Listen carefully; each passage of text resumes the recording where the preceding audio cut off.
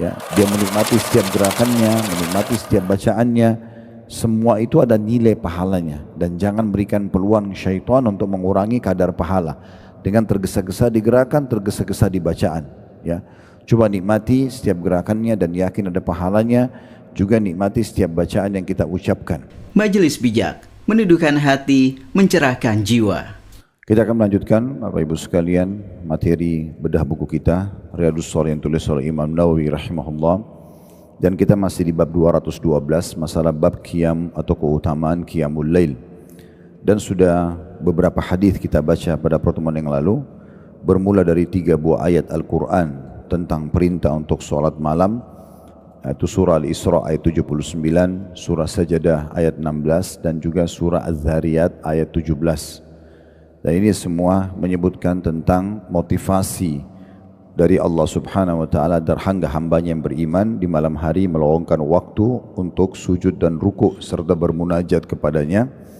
Dan kita sudah membahas hadis nomor 1167, 1168, 1169, 1170 sampai 1173. Jadi ada beberapa hadis yang sudah kita bahas, di mana semua itu menyebutkan tentang masalah pentingnya seseorang untuk bangun dan sholat malam. Dan hadis terakhir yang kita bahas adalah hadis nomor 1173, akan saya ingatkan kembali. Hadis itu ada di halaman 736 dari buku kita, berbunyi dari Abu Hurairah radhiyallahu anhu bahwa Rasulullah sallallahu alaihi wasallam bersabda, "Ya'khidu syaitanu ala kafilati ra'si ahadikum idza huwa nama thalatha uqad. يضرب على كل عقدة عليك ليل طويل فارقد فإن استيقظ فذكر الله تعالى إن حلت عقدة فإن توضأ إن حلت عقدة فإن صلى إن حلت عقدة كلها فأصبح نشيطا طيب النفس وإلا أصبح خبيث النفس كسلان." Kata Nabi SAW, syaitan akan membuat 3 simpul di tengkuk salah seorang di antara kalian manakala dia tidur. Lalu syaitan memukul setiap simpul itu sambil mengatakan, malammu masih panjang, maka tidurlah. Bila dia bangun, lalu dia berzikir kepada Allah Ta'ala, maka salah satu simpul itu akan terbuka. Bila dia berwudu, maka satu simpul terbuka lagi. Dan bila dia sholat, maka terbukalah semua simpul tersebut. Hadiahnya, kalau kita berzikir pada saat bangun, kita wudu, lalu kita sholat, maka pagi harinya dia akan merasa sangat semangat dan senang. Ya, dan kita sudah terjemahkan secara letterlet makna daripada nasyiton thayyiban nafs. Nasyid artinya sangat semangat, rajin. Kemudian thayyiban nafs, lapang dada, hidupnya tenang. Ya. Jadi walaupun kita kurang tidur di malam hari, tapi kalau kita memang meluangkan waktu untuk bangun dan melakukan sunnah-sunnah ini, kita berzikir pada saat bangun tidur, kemudian kita juga berwudu lalu kita sholat, maka secara otomatis kita akan mendapatkan oleh-oleh ini, hadiah ini. Pasti di pagi harinya kita akan sangat semangat. Ya, kita juga akan punya ide yang cukup banyak. Kita juga akan jauh dari segala macam mara bahaya, karena memang yang dimaksud juga dengan nasyitan thayyiban nafs ini adalah dia semangat, dia jauh dari segala macam gangguan, ya, segala macam mudah buat dia. Kalau dia tidak lakukan itu, tidur kebablasan, bangun tidak zikir, tidak wudu, tidak sholat tepat waktu, dimulai dari sholat malamnya, kemudian sholat subuhnya, maka Nabi mengatakan, maka asbaha khabithan nafsi kaslan, jiwanya akan suntuk, sumpek, ya, sedih, ya, dia merasa ada kayak sempit dadahnya, dan juga akan sangat malas. Ini sudah kita jelaskan pada pertemuan yang lalu panjang lebar tentang hikmah-hikmah dan ilmu yang bisa diambil dari hadis yang mulia ini.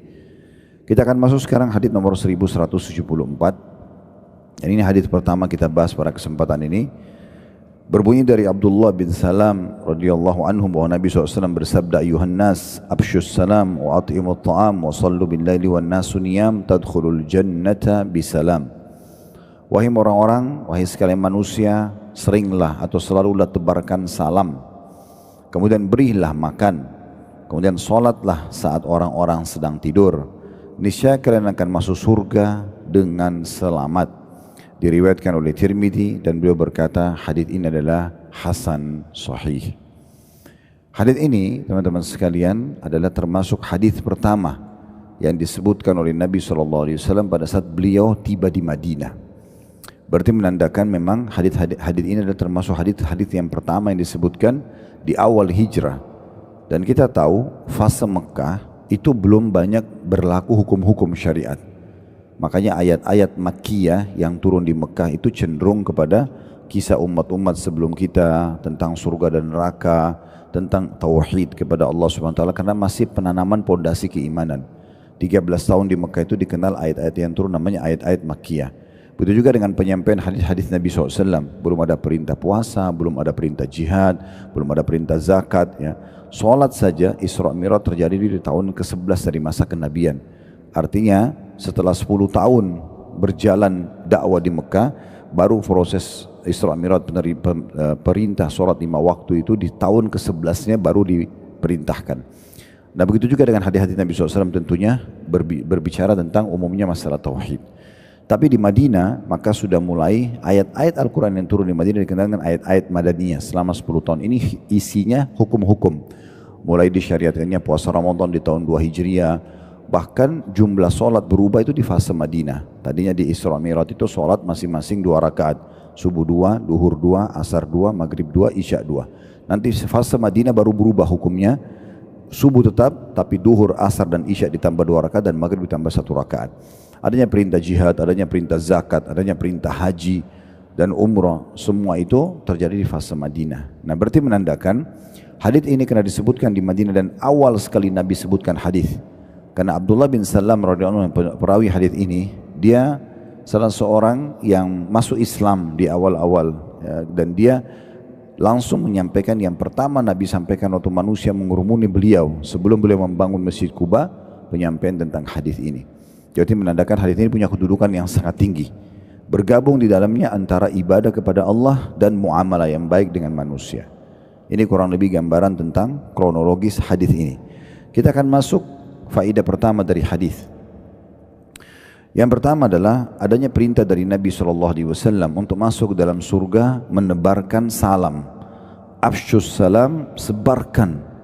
Jadi bukan hanya sekedar diucapkan biasa saja atau hanya kepada orang yang dikenal saja. Tetapi dia harus disebar luaskan. Baik dalam bentuk lisan atau tulisan, sama. Ya.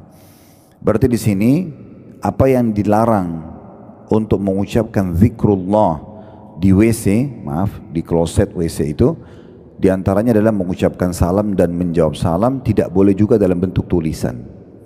Seperti orang lagi bawa handphone ke kamar mandi, kemudian dia jawab WA-nya temannya misalnya, lalu dia membalas salam tulisan, ini tidak boleh. Karena tulisan sama lisan hukumnya sama. Kalau orang salam ini, kalau ada orang ucapin misalnya Assalamualaikum warahmatullahi wabarakatuh, misal contoh, dan kita tidak sempat menjawabnya. Sebagai contoh misalnya kita tersibukkan dan orang itu lewat di depan kita mengucapin salam dan tidak sempat kita jawab. Ini kalau contoh kasus terjadi. Kemudian kita baru teringat, oh tadi supaya si fulan ini atau fulana salam dengan saya. Dan kita kebetulan punya nomor teleponnya, lalu kita jawab di WA, kita mengatakan, maaf tadi saya belum jawab salamnya ya, waalaikumsalam warahmatullahi wabarakatuh. Kita jawab dalam bentuk tulisan, itu sudah sah. Walaupun dia mengucapkan dengan lisan, kita jawab dengan tulisan, karena kurang lebih hukumnya sama. Lisan dengan lisan boleh, lisan dengan tulisan boleh, tulisan dengan lisan juga boleh. Sebagai contoh misalnya orang kirim WA ke Bapak Ibu sekalian, Assalamualaikum warahmatullahi wabarakatuh, lalu tanya apalah hajat dia. Lalu Anda langsung jawab hajat dia tanpa menjawab salam tulisan, tapi Anda sudah jawab dengan lisan. Anda bilang Waalaikumsalam warahmatullahi wabarakatuh, baiklah saya akan datang sebentar. Tapi Waalaikumsalam kita tidak tulis, sudah sah karena memang dasarnya kita sudah jawab melalui lisan. Ya. Makanya ini perlu digarisbawahi. Dan pengucapan salam sudah sering kita ingatkan di kelas kita ini doa yang sangat mulia. Termasuk yang dicemburui oleh orang-orang Yahudi dari kaum muslimin adalah ucapan salamnya. Ucapan salamnya gitu ya. Makanya mereka sangat berharap kalau mereka berhadapan dengan Nabi, mereka ucapin salam lalu dijawab salam. Ya. Tapi Nabi SAW kalau mereka salam tidak menjawab kecuali wa'alaikum saja. Ya. Jadi tidak sampai lengkap ya. Karena memang makna-makna doa ini sangat dalam. Assalamualaikum, semoga keselamatan dunia akhirat untukmu. Bayangkan kalau doa ini diucapkan oleh pasangan suami istri dalam sehari 5 kali saja. Misal, via telepon, via tulisan, ya WA atau apa saja, atau pas ketemu di depan pintu, atau dari ibu-ibu dari dapur mau nyiapin makan, ketemu sama suaminya memanggilnya di kamar, lalu mengucapkan salam, lalu kemudian mengajak ke meja makan. Semua ini itu berarti bermakna Assalamualaikum, semoga keselamatan dunia akhirat selalu bersamamu. Itu 10 pahalanya sebagaimana didasarkan dalam hadis yang lain. Kemudian kalau ditambah lagi warahmatullah, semoga rahmat Allah selalu untukmu. Rahmat artinya karunia. Karunia ini berarti semua jenis rezeki. Semua jenis rezeki ada pada ya warahmatullah. Karena rahmat Allah itu meliputi segala sesuatunya. Dan kalau kita lengkapkan lagi, kalau kita tambah warahmatullah ditambah 10 lagi pahala berarti 20. Kalau kita tambah lagi wabarakatuh, semoga Allah berikan keberkahan untukmu. Keberkahan tadi kecukupan, ya, artinya kecukupan. Maka dia akan dapatkan 30 pahala karena dilengkapkan 10 lagi pahala. Jadi Assalamualaikum 10, warahmatullah 10, wabarakatuh 10. Lalu kemudian kalau si istri atau suami menjawabnya, Waalaikumsalam warahmatullahi wabarakatuh. Ini sama, 30 pahala juga. Artinya dia bilang, semoga juga keselamatan dunia akhirat untukmu, semoga juga rahmat Allah atau karuniahnya, rezeki, semua jenis rezeki ada padamu atau diberikan kepadamu, dan juga semoga engkau dicukupi. Ini sangat luar biasa, ya. Doa demi doa yang bisa kita ucapkan kepada pasangan kita. Dan juga orang tua pada anak, ya, tidak ada salahnya Bapak Ibu kalau masuk kamar anak salam, dia diajarkan pada saat masuk rumah salam, ya. Intinya kita setiap kali bertemu usahakan tidak pernah lepas dari salam.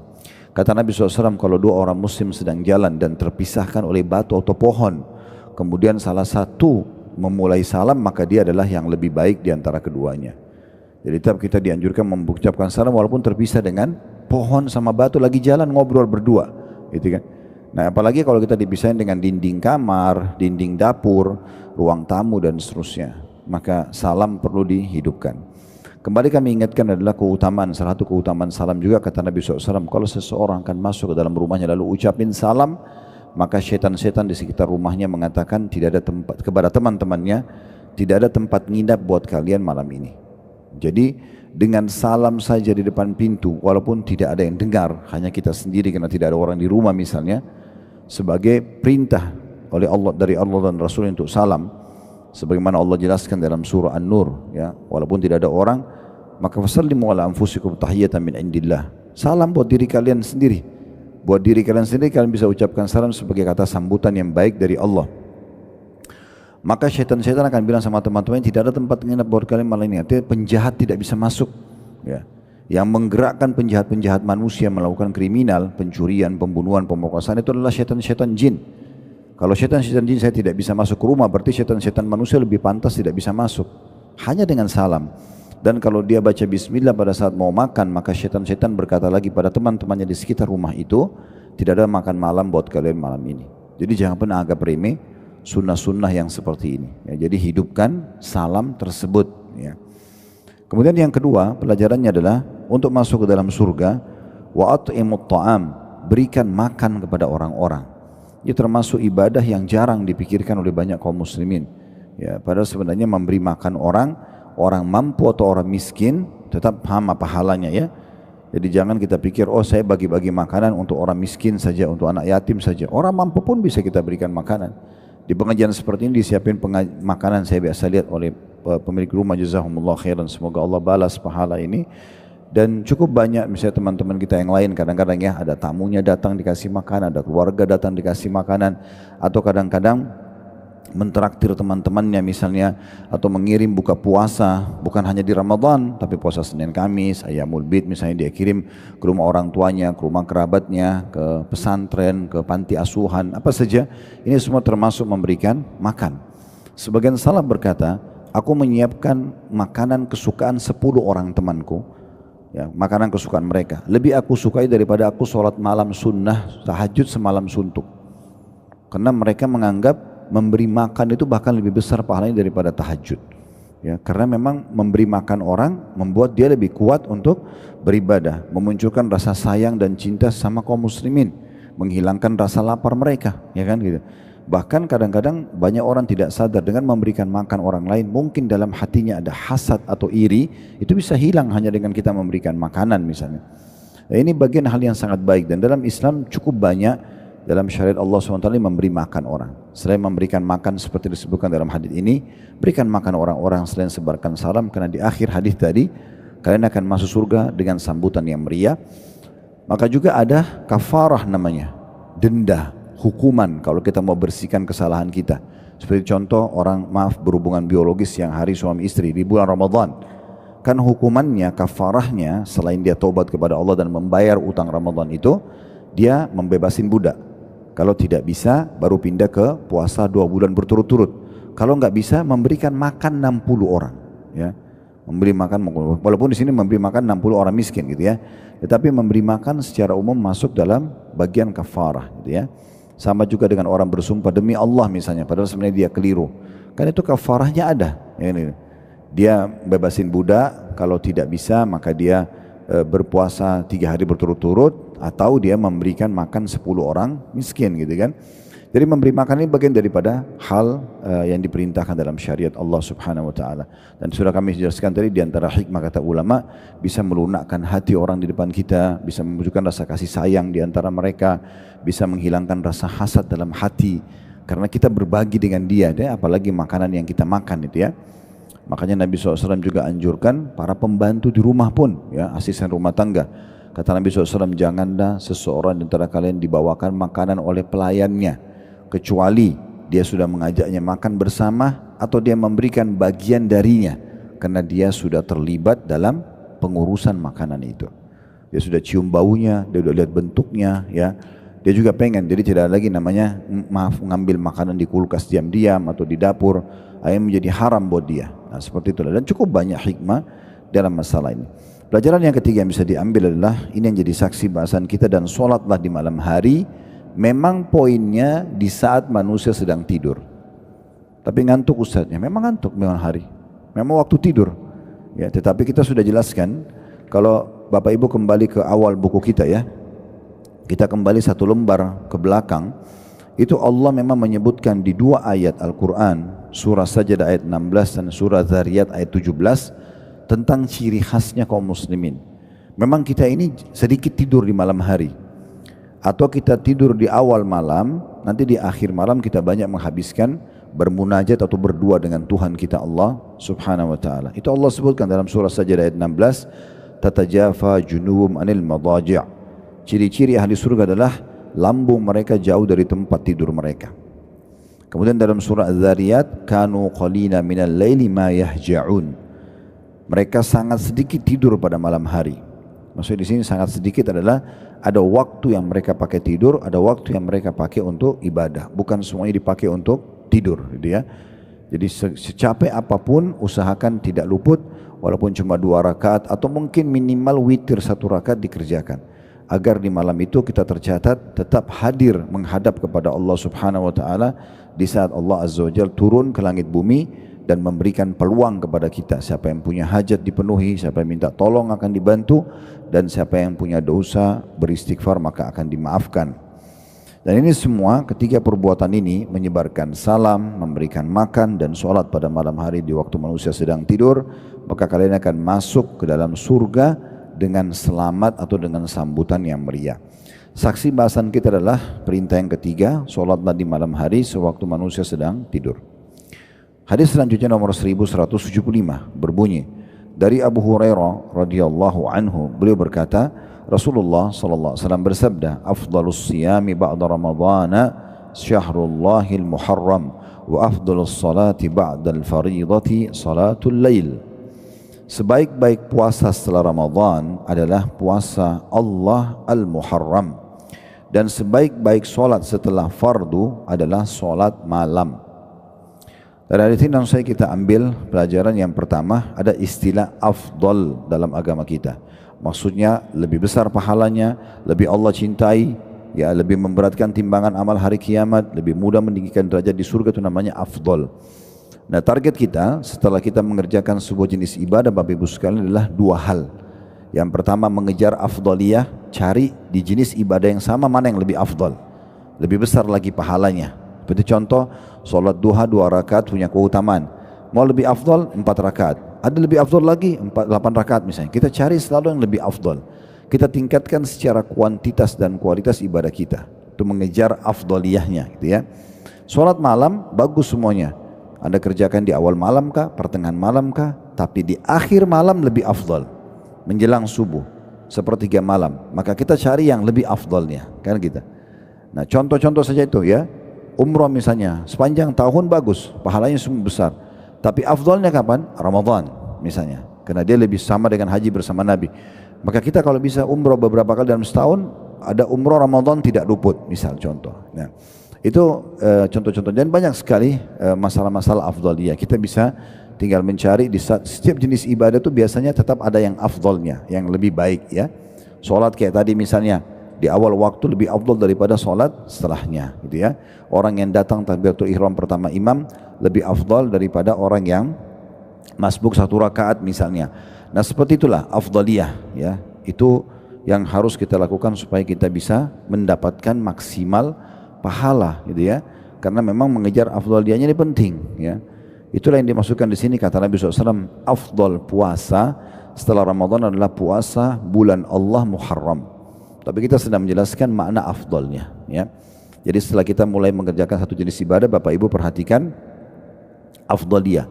Mana yang paling afdal, itu yang kita lakukan. Ini pertama. Yang kedua adalah kita istiqomah, konsisten menjaga ibadah tersebut. Jangan sudah pernah dikerjakan lalu ditinggalkan ya. Usahakan kita selalu konsisten menjaganya sampai ajal datang.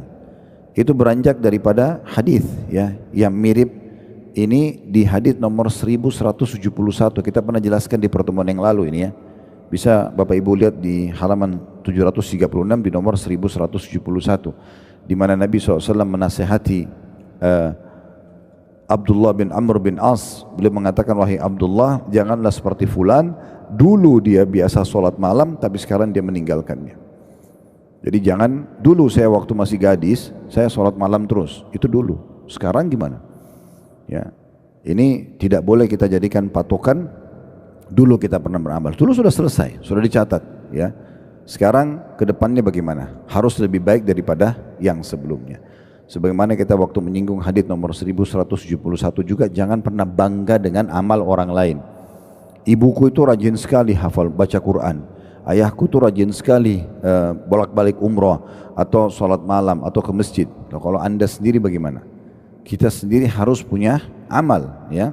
Amal orang tua kita bukan untuk kita tapi untuk mereka. Nah, kita pun harus beramal. Ingat, seorang penyair Arab mengatakan, ini sudah pernah kita sebutkan syairnya, laisal fata man yaqulu kana abi kadza wa kadza. Bukanlah seorang anak muda yang cerdas yang mengatakan dulu ayahku begini dan begitu, maksudnya berbangga-bangga dengan amal orang tuanya. Walakinnal fata man yaqulu ha anaza. Tapi seorang anak muda yang cerdas yang mengatakan ini loh saya. Nah, amal kita yang sekarang kita tonjolkan gitu ya. Jadi sekali lagi poin penting pada hari ini kita perlu sampaikan Bapak Ibu sekalian, kalau anda sudah kerjakan satu jenis ibadah, maka perhatikan setelahnya dua hal sampai anda meninggal dunia ya. Yang pertama afdaliyahnya, cari yang lebih afdal lagi daripada ibadah yang sudah kita kerjakan. Ini tidak sulit untuk mencarinya karena hampir semua ibadah ada afdaliyah, tadi sudah kita berikan contoh. Yang kedua bagaimana konsisten, istiqomah ya. Dan saya sudah pernah sampaikan kiat untuk istiqomah ada 4 ya. Majelis ilmu, duduk dalam ilmu seperti ini, majelis ilmu dengarkan atau dengarkan ceramah di mobil, di rumah. Yang kedua, paksakan amal yang ilmu tersebut dipraktikin. Yang ketiga, bersama dengan komunitas yang baik ya. Kalau komunitas kita itu usahakan yang lebih baik ibadah daripada kita ya. Saya lebih baik sholat malamnya mereka, para penghafal Quran mereka, orang yang rutin hadir di ta'lim, supaya kita terpengaruh dengan mereka. Yang terakhir, yang keempat, berdoa kepada Allah Subhanahu wa taala agar dibuat istiqomah. Baik, itu pelajaran pertama dari hadis tentang masalah penjelasan afdal atau afdaliyah sebuah amal. Yang kedua, keutamaan tentang puasa di bulan Muharram, puasa-puasa sunnah ya. Kita melalui bulan Muharram pada waktu yang lalu. Nah, bulan Muharram itu bulan pertama dalam bulan-bulan Hijriyah. Di sini bukan berarti ada puasa khusus kecuali tanggal 9 dan tanggal 10-nya. 9 dan 10 bulan Muharram. Kalau anda bisa 9 10 lebih bagus, dikenal dengan Tasu'a dan Asyura. Kalau anda tidak bisa maka minimal Asyurahnya tanggal 10 bulan Muharramnya ya. Jadi ini perlu dititik beratkan karena cuma setahun sekali ya.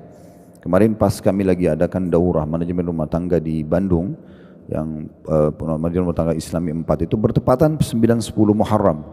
Jadi kita ingatkan pihak hotelnya dan kami juga mendata semua jemaah yang ikut pada saat itu yang mau puasa Muharram agar breakfast hotelnya dimajukan ke makan sahur, dan alhamdulillah berjalan gitu ya. Alhamdulillah berjalan. Jadi tetap walaupun kita dalam kondisi safar, kalau kita dalam kondisi tenang ya, tidak ada sesuatu yang menghalangi, apalagi ini hanya puasa sekali setahun dan tidak bisa diqadha ya, tidak bisa diganti dengan hari lain. Kalau puasa Ramadan masih bisa diganti dengan hari lain, maka kita usahakan tetap bisa melaksanakan puasa tersebut. Kemudian sisanya puasa-puasa lain seperti Senin, Kamis, Ayyamul Bid, bulan Muharram adalah bulan yang paling afdal setelah Ramadan untuk berpuasa. Pelajaran ketiga, ini jadi saksi bahasan kita. Kalau dari sisi solat, yang paling afdal setelah solat 5 waktu adalah solat Qiyamul Lail. Di sini ada 2 pesan. Pesan yang pertama dari faedah yang ketiga dari hadis ini ya, yaitu bahwasanya solat yang paling mulia 5 waktu itu. Subuh, duhur, asar, maghrib, isya. Ini jangan karena rutin kita kerjakan lalu kita asal-asalan saja. Ini harus betul-betul dititik beratkan. Saya sudah berbagi pada jemaah dari mulai kita bahas bab solat ya. Ini semua masih bagian dari bab solat ini, keutamaan solat malam. Sebelumnya sudah kita bahas solat rawatib, solat duha, solat 5 waktu. Sudah kita sebutkan bahasan panjang lebar di buku kita ini ya. Jadi perhatikan 3 hal dalam solat wajib dan solat sunnah. Tapi solat wajib di skala prioritaskan. Yang pertama tepat waktu, yang kedua tepat gerakan, yang ketiga tepat bacaan. Ini kalau disimpulkan 3-3 ini menjadi khusyuk. Ya. Azan udah siap, bukan azan baru mau siap-siap. Ya. Jadi sebelum azan sudah wudu, sudah siap di atas sejadahnya. Kalau laki-laki sudah menuju ke masjid, ya, supaya dia tepat waktunya. Karena menjawab azan keutamanya sendiri. Ya. Pernah ada sahabat yang mengatakan, ya Rasulullah, muazzin itu mengalahkan pahala kami karena mereka azan dan mereka panen pahala orang yang pergi sholat. Kata Nabi SAW, kalian bisa mengimbanginya dengan mengucapkan seperti apa yang diucapkan oleh muazzin. Jadi walaupun lagi di jalan azan, ada radio, nyalain radionya, dengarin azan itu, jawab seperti yang dikatakan oleh muazzin. Karena itu kita dapat pahala seperti muazzin tersebut ya. Kemudian ya, kita jangan begitu awal waktu kita masih bisa dapat sholat qobliyah, kita masih bisa dapat doa antara azan dan iqamah ya. Kita masih bisa dapat kalau sholat berjamaah takbiratul ihram pertama imam. Ini semua punya keutamaan. Kemudian tepat gerakan. Ingat, tumaknina adalah kewajiban. Tenang dalam melakukan sholat, gerakannya tidak buru-buru, kewajiban. Kalau anda buru-buru sholat, maka bisa batal sholatnya tersebut. Bisa sholat. Sebagaimana Imam Bukhari mengkhususkan bab namanya bab musi'us sholah. Bab tentang orang yang buruk sholatnya. Hadis yang diangkat adalah seorang sahabat yang datang menghadap Nabi SAW dan buru-buru sekali sholatnya. Rukuk, sujud, semuanya buru-buru. Begitu selesai salam, walaupun dia ingin duduk bersama Nabi, kata Nabi SAW, ulangi sholatmu. Kau belum sholat. Orang itu ulangi lagi, ternyata sama lagi gerakannya. Sampai mungkin 3-4 kali orang itu ulangi, Nabi masih mengatakan, ulangi lagi sholatmu karena kau belum sholat. Baru dia mengatakan, ya Rasulullah, saya tidak tahu selain ini. Ajarkan kepada saya. Maka Nabi pun mengajarkan dalam hadis yang cukup panjang tentang bagaimana tenang sekali. Sebelum takbiratul ihram, tenangkan semua sendi-sendi, kemudian baru takbir. Setelah takbir meletakkan tangan di dada pun tenangkan semua sendi-sendi, baru mulai doa iftitahnya, baru al-fatihah. Sudah selesai semua tenang, ruku ya. Ruku itu sudah sendi tenang, hitungan detik saja, 1-2 detik, baru kemudian baca subhanarabbil azimnya. Satu bacaan ke bacaan yang kedua ada jedah 1 detik atau beberapa waktu saja, walaupun lebih pendek dari itu. Tapi jangan buru-buru sekali ya, karena ini memang perlu ya diatur tepat gerakan, ini bagian daripada penyempurnaan pahala. Dan yang terakhir yang ketiga tepat bacaan. Nah, bacaan-bacaannya juga dengan tenang, dengan ucapan yang benar ya. Dan kita sudah tahu makin banyak ayat yang dibaca maka makin besar pahalanya gitu ya. Dan sudah pernah kami berbagi juga, usahakan Bapak Ibu sekalian menambah hafalan zikir-zikir sholat ya. Seperti doa iftitahnya itu ada banyak sekali ya, pilihan ada 6-7 pilihan. Kemudian variasikan surah yang dibaca setelah Al-Fatihah. Kemudian macam-macam doa ruku, doa sujud, doa i'tidal, doa sebelum salam. Bahkan salawat Nabi saya di tahiyat itu ada pilihannya ya.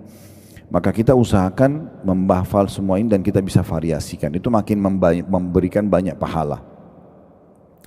Baik, kita masuk sekarang hadis selanjutnya.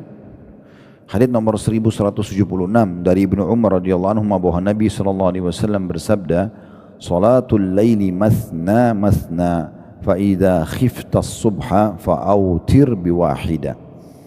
Salat malam itu dua-dua. Bila kamu khawatir masuk waktu subuh, maka berwitirlah 1 rakaat. Disebutkan oleh Bukhari dan juga Muslim. Saya langsung bacakan hadis nomor 1177 karena semakna. Dari Ibnu Umar juga, masih sahabat yang sama radhiyallahu anhuma, beliau mengatakan karena Nabi sallallahu alaihi wasallam yusalli minal laili mathna mathna wa yutiru bi raka'ah. Nabi SAW biasa salat malam 2-2 dan beliau berwitir 1 rakaat. Diriwayatkan oleh Bukhari dan juga Muslim. Dari dua buah riwayat ini kita ambil pelajaran. Yang pertama, kedudukan Ibnu Umar radhiyallahu anhuma. Karena di hadis nomor 1177 beliau yang menyampaikan tentang sifat solat malamnya Nabi. Di nomor 1176 beliau hanya menyampaikan Nabi bersabda. Tapi di 1177 beliau yang menceritakan kronologisnya. Maka kita sebutkan sebagai keutamaan beliau. Yang kedua, adanya penyebutan tentang sifat solat Nabi SAW yang lebih banyak beliau kerjakan, yaitu 2 rakaat, 2 rakaat. Ini bisa bermakna Nabi kerjakan 2 rakaat, 2 rakaat, 2 rakaat, 2 rakaat sampai 8 rakaat, 2 rakaat lagi witir pertama, baru witir 1 rakaat. Ini bisa bermakna seperti itu. Itu yang paling sering Nabi SAW melakukan. Tapi beberapa riwayat lain menjelaskan Nabi SAW juga punya sifat solat berbeda. Beliau pernah solat juga 4-4, ya, solat malamnya dan witirnya 3 sekaligus atau 2 rakaat, 2-1 gitu ya. Beliau juga pernah mengerjakan 8 rakaat sekaligus dengan 1 kali tahiyat saja. Dan beliau menutup dengan witir, ada yang 2-1, ada juga yang 3. Beliau juga pernah sholat sallallahu alaihi wasallam 9 rakaat sekaligus. 8 rakaat sholat malamnya, 1 rakaat witirnya. Jadi bukan 3 rakaat witir tapi cuma 1 rakaat. Dengan 1 kali salam. Jadi cukup banyak varian daripada tata cara sholat malamnya Nabi sallallahu alaihi wasallam. Dan bisa kita praktekin ya sholat-sholat malam ini supaya minimal tercatat di buku amal kita pernah kita kerjakan sholat-sholat tersebut. Walaupun kita rutin mengerjakan misalnya 2-2 rakaat gitu ya. Sebagai contoh. Ini bisa diambil dari potongan masna dan juga ada tambahan yang lain. Kalau dari hadits ini diambil minimal rakaat adalah 2 rakaat. Kalau sholat malamnya, kalau witirnya minimal 1 rakaat. Kemudian pelajaran yang kedua atau pelajaran ketiga yang bisa diambil ya. Pelajaran pertama kedudukan Abdullah bin Umar radhiyallahu anhu. Pelajaran kedua sifat sholat malamnya Nabi SAW. Pelajaran yang ketiga adalah jumlah witir minimal 1 rakaat. Jumlah witir minimal 1 rakaat. Baik, hadis selanjutnya nomor 1178 dari Anas radhiyallahu anhu, beliau berkata, karena Rasulullah sallallahu alaihi wasallam yuftiru minasy-syahri hatta nadhunnu alla yasuma min wa yasumu hatta nadhunna alla yuftira minhu syai'a wa kana la tasha'u an tarahu min al-laili musalliyan illa ra'aitah wa la na'iman illa ra'aitah. Rasulullah SAW tidak berpuasa dalam sebulan sehingga kami mengira beliau sama sekali tidak berpuasa di bulan itu. Dan beliau berpuasa hingga kami menyangka beliau sama sekali tidak pernah tidak berpuasa di bulan itu. Kalau kamu ingin melihat beliau sholat malam, pasti kamu melihatnya. Dan kalau kamu ingin melihat beliau tidur malam, maka kamu pun pasti melihatnya. Diriwayatkan oleh Bukhari.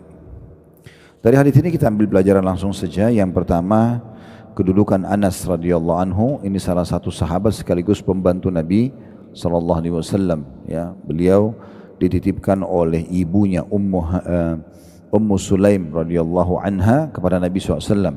Dan ini pilihan yang sangat tepat ya, karena beliau Ummu Sulaim ini sangat faham kedudukan Nabi SAW. Maka dia mengatakan, ya Rasulullah, ini anakku, jadikanlah asisten anda. Maka Anas pun tinggal kurang lebih 9-10 tahun bersama Nabi SAW.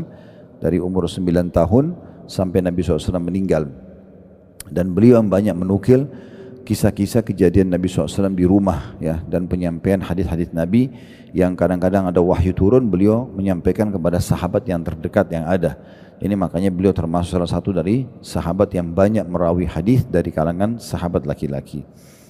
Itulah Anas, dan Anas menceritakan ini keutamaan beliau. Ini faedah pertama dari hadis, keutamaan Anas, karena beliau menceritakan kepada kita tentang perbuatan Nabi SAW dalam masalah puasa dan juga sholat dan tidur di malam hari. Pelajaran yang kedua yang bisa diambil adalah bahwasanya Nabi SAW meletakkan semua perintah agama sesuai dengan tepat dan waktunya, gitu ya. Kalau beliau menemukan memang ada perintah Allah Subhanahu wa taala dalam sebuah ibadah dan itu diperintahkan untuk maksimal, beliau maksimalkan. Makanya dalam hadis yang lain Nabi SAW paling banyak berpuasa di bulan Sya'ban misalnya, ya. Kenapa? Karena memang Nabi SAW mendapatkan perintah seperti itu, ya. Sehingga beliau memulai dan melatih diri puasa lebih banyak sebelum datangnya Ramadan, ya, sebelum datangnya Ramadan. Di sini bisa bermakna adalah puasa rutin Senin Kamis, Ayyamul Bid, dan pernah kami jelaskan ada namanya puasa tatawwu, puasa tambahan, ya. Puasa ini kalau misal hari ini hari Rabu tadi, Bapak Ibu bangun di pagi hari dalam kondisi merasa fit-fit saja, terus ya udahlah saya hari ini mau puasa saja, mau dekatkan diri kepada Allah, dan belum ada pembatal puasa itu, belum makan, belum minum, belum biologis, misalnya kalau suami istri, dia boleh puasa, karena puasa sunnah boleh diniatkan walaupun di pagi atau siang hari, ya. Kalau puasa wajib harus nginap niatnya dari malam. Misalnya besok Ramadan, ya kita niatkan memang dari malamnya berpuasa gitu ya. Atau Anda mau puasa nazar, Anda nazar kalau saya sembuh saya akan puasa 3 hari. Sudah sembuh Anda mau puasa, nggak bisa si pagi hari atau siang hari saya mau puasa aja hari ini puasa nazar, nggak bisa, karena itu puasa wajib. Tapi kalau puasa sunnah boleh. Siang hari begini pun misalnya Anda belum sarapan tadi, Anda belum makan siang, belum ada hal yang membatalkan puasa, belum terjadi interaksi biologi suami istri, saya puasa aja deh, boleh puasa. Gak ada masalah. Ada sebagian orang mungkin dari pagi sampai menjelang asar dia belum minum, belum makan, karena tersibukkan dengan banyak aktivitas. Lebih baik saya puasa saja. Boleh kalau puasa sunnah. Tapi ini puasa tatawwu namanya, puasa tambahan. Ini diambil daripada riwayat yang pernah kita jelaskan di kitab puasa. Nabi SAW pernah pulang ke rumah Aisyah di pagi hari dan bertanya, wahai Aisyah, apakah kalian punya makanan? Kata Aisyah, tidak ada ya Rasulullah. Kata Nabi SAW, kalau begitu hari ini aku puasa. Artinya kalau ada makanan beliau tidak puasa. Ini bukan puasa Senin Kamis, karena Senin Kamis Nabi selalu disebutkan dalam beberapa riwayat lain beliau tidak pernah tinggalkan. Berarti ini puasa tambahan, gitu ya. Sama sholat sunnah, Bapak Ibu sudah sholat tadi misalnya ba'diyah duhur, lagi duduk, kok masih lama waktunya lowong gitu ya, saya mau dekatkan diri kepada Allah, saya mau sholat sunnah aja. Niatkan dalam hati sholat sunnah pendekatan diri kepada Allah, dikenal dengan sholat tatawwu. Itu dibolehkan, ya. Dalam ibadah sunnah itu dibolehkan. Baik, ini yang dimaksud di sini.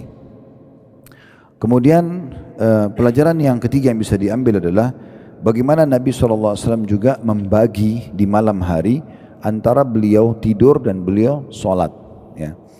Beliau juga melarang kita kalau kita begadang terus setiap malam, walaupun tadi kita sudah bacakan ayat dalam surah Sajdah dan surah Az-Zariyat, Sajdah 16 dan Az-Zariyat 17, tentang sedikit sekali ciri ahli surga dan orang beriman itu tidur di malam hari, bukan berarti tidak tidur ya.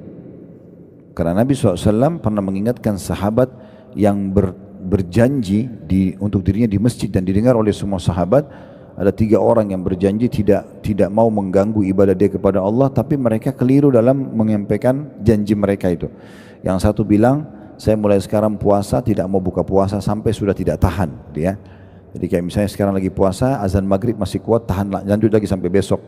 Yang satu bilang, saya tidak akan menikahi wanita karena dianggap pernikahan adalah bagian daripada mengganggu ibadah dia. Yang satu lagi mengatakan, mulai sekarang saya sholat malam tidak mau tidur, nanti pagi baru tidur. Jadi semalam suntuk tidak tidur. Maka Nabi SAW untuk dengar ini beliau mengatakan, ketahuilah aku adalah orang yang paling bertakwa kepada Allah di antara kalian, sementara aku puasa dan aku buka puasa.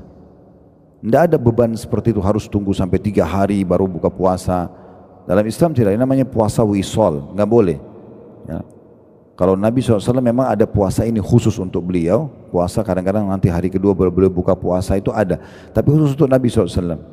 Beliau melarang sahabat mengikutinya, termasuk riwayat kepada Ibnu Umar radhiyallahu anhu. Lalu beliau mengatakan, saya pun menikahi wanita dan saya juga tidur di malam hari dan saya sholat. Sampai menolak sunnahku bukan dari golonganku. Maka kita juga memberikan hak jasad kita, tidur, ya. Tidur beberapa saat baru kemudian kita bangun untuk sholat. Nah seperti itulah.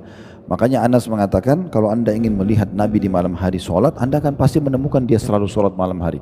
Tapi anda kalau mau lihat dia tidur, dia juga tidur di malam itu. Artinya terbagi dengan baik dan termanage dengan baik waktu ibadah beliau. Baik, selanjutnya hadis nomor 1179 dari Aisyah radhiyallahu anha, anna Rasulullah sallallahu alaihi wasallam kana yusalli 11 rak'ah ta'ni bil lail ta'ni fil lail yasjudu as-sajdata min dhalika qadra ma yaqra'u ahadukum 50 ayatan qabla an yarfa' ra'sahu wa yarka'u rak'ataini qabla salatil fajr thumma yattaji'u ala shikkihi al-ayman hatta ya'tiyahu al-munadi lis-salah. Bahwa Rasulullah SAW solat 11 rakaat, maksudnya solat malam. Beliau sujud lamanya seukuran seseorang di antara kalian membaca 50 ayat sebelum beliau mengangkat kepalanya.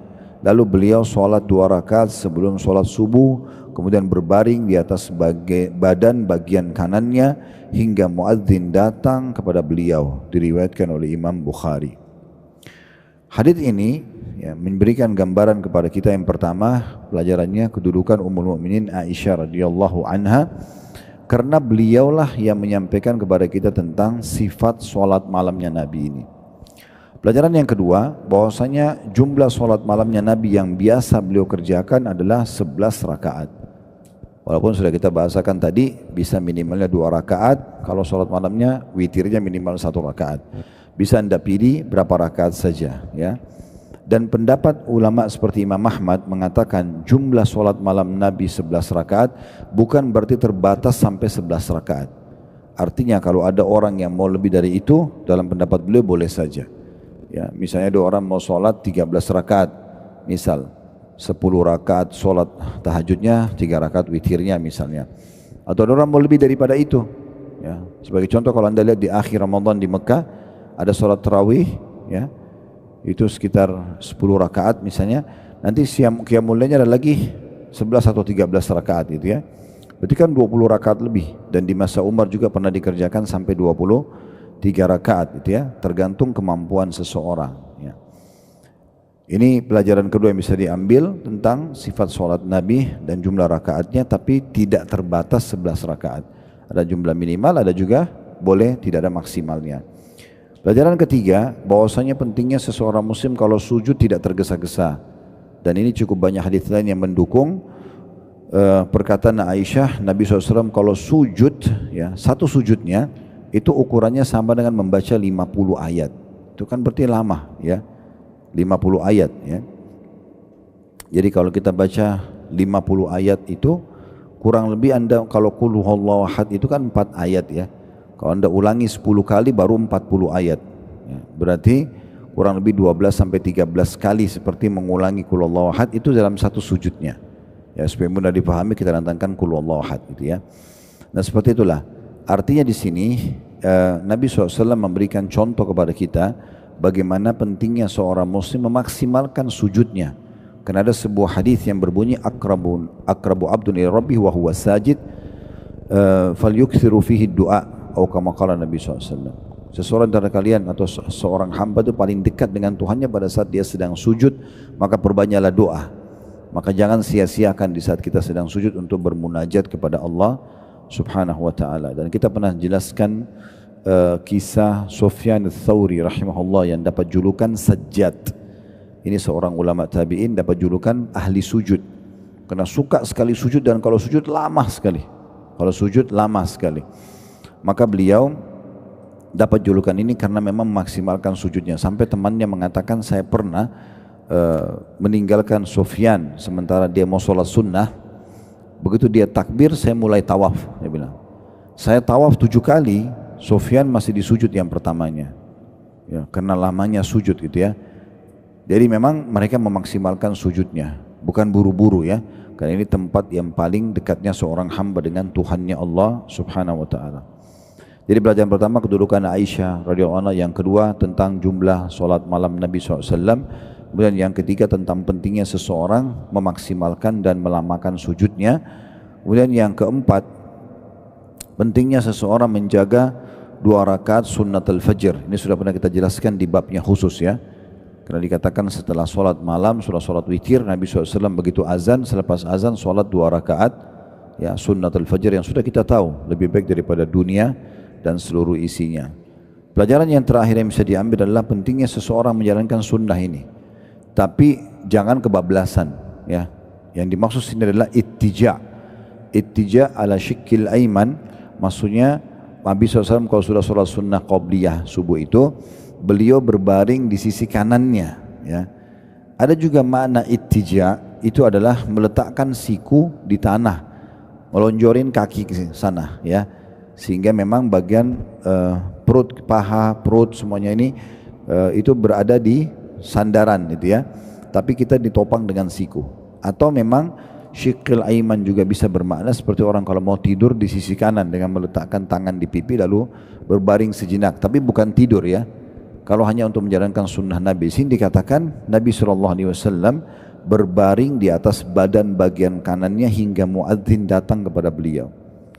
Ya, jadi di sini maksudnya untuk menjalankan sunnah Nabi boleh kita sebut sejenak ya, berbaring seperti itu. Ada makna, ada pendapat sebagian ulama berhubungan dengan masalah kemungkinan karena Nabi sholat malamnya sudah mengambil waktu dan mungkin butuh istirahat, maka beliau beristirahat di waktu itu. Atau memang ada hikmah-hikmah lain kita tidak tahu. Apakah waktu itu tepat sekali buat kesehatan dengan orang berbaring sejenak sambil menunggu iqamah, Allahu a'lam. Yang jelas kita jalankan karena sunnah Nabi alaihi salatu wassalam. Kemudian kita tutup dengan hadits ini tentunya. Silakan kalau ada pertanyaan setelah ini.